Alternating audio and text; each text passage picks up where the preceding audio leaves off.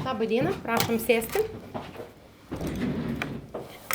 Alytaus apylinkės teisme pradedama nagrinėti baudžiamoji byla. Kaip jūs jaučiatės ir kaip praėjo šiandien jūsų darbo diena? Jaučiuosi iš tikrųjų gerai. Kiekvienas mano rytas prasideda, kadangi sėdim ir dirbam sėdėdami, darbas sėdimas, tai kiekvienas rytas iš tikrųjų prasideda mankšta.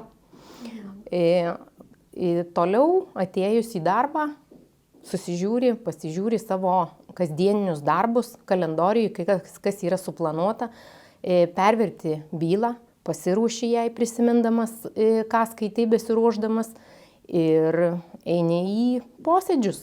Kiekvienas posėdis yra kova su visais aplinkiniais, nes iš tikrųjų pasipriešinimas yra žmonių didelis.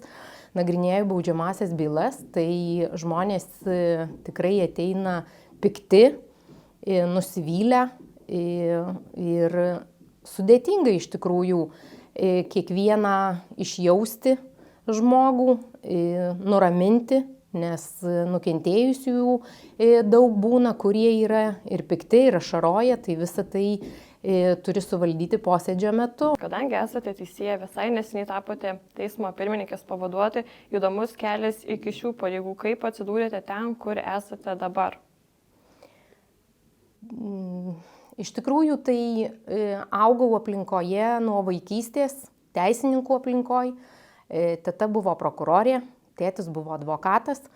Dėl to taip pat kiti artimieji policijoje dirbo, tai buvo iš tikrųjų augau toje aplinkoje, kurioje buvo daug teisininkų, visokių krypčių ir buvo galimybė rinktis. Ir paskutinis klausimas būtų labiau patarimas studentams, studijuojantiems teisę ir siekiantiems būtent teisėjo pareigų. Ką patartumėt?